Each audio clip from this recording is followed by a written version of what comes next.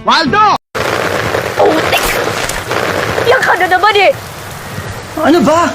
Alam mong naulan eh, tinanggal mo yung payong. Kukunin mo yun o ikaw yung kukunin ko? Palibasa kasi alam na alam mo kung paano ako kunin eh. O sige nga, paano? Isang ngiti, isang kanta, isang akap, isang sorry. Wala. Umiikot na ulit yung mundo ko. Umiikot din naman yung mundo ko. Para saan naman tayo ng mundo? Alien ka ba?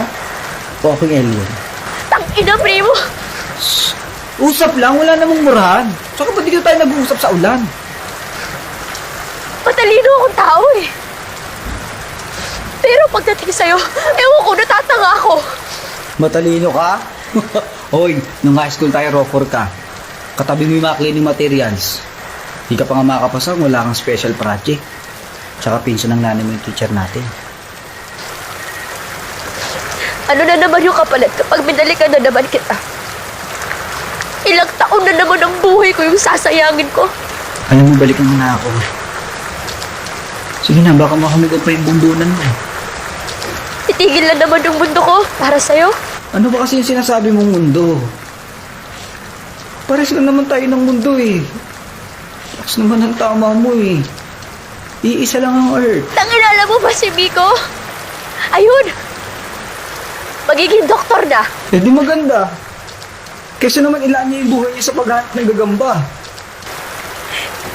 Si Jessica? Happily married. Hindi ka sure. Nagpapanggap lang sila. Marami ganyan sa social media. Iba nga dyan, daming utang, feeling blessed pa.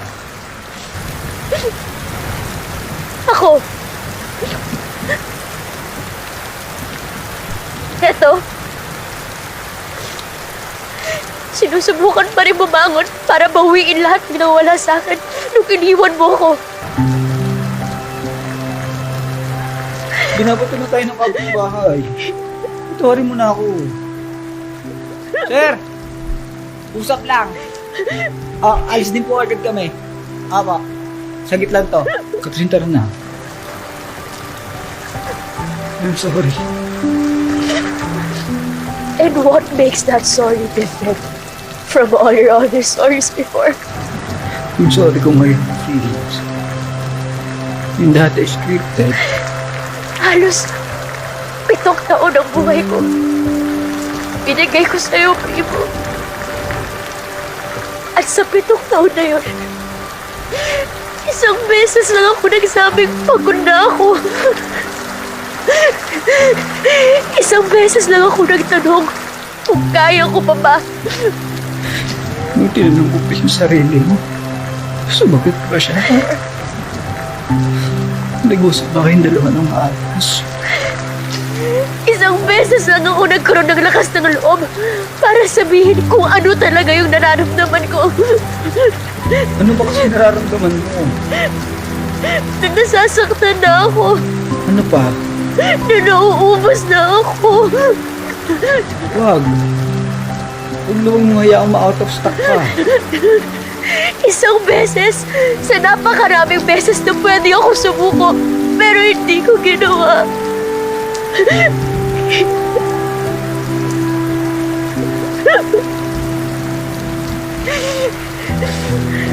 Pero isang beses lang din pala yung kailangan mo para sumuko. Para umalis. Ba't hindi na bumalik? Yung kahit na sabihin kong umalis ka, hindi ka alis. O, tignan mo to. So, ang gusto mo kahit pinapaalis mo na ako, hindi ako aalis. Kasi kilala mo ako eh.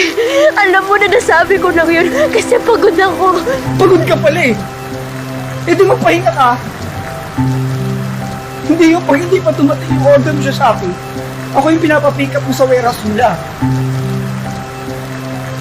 Pero kahit ganun, mahal pa rin kita.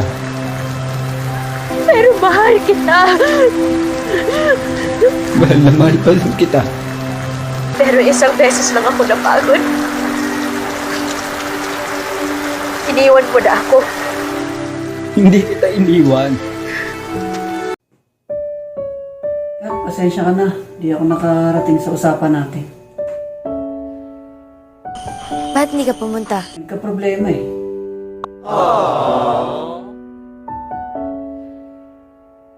Meron nga ba, Kiko? Oo, medyo malaki ang problema ko eh.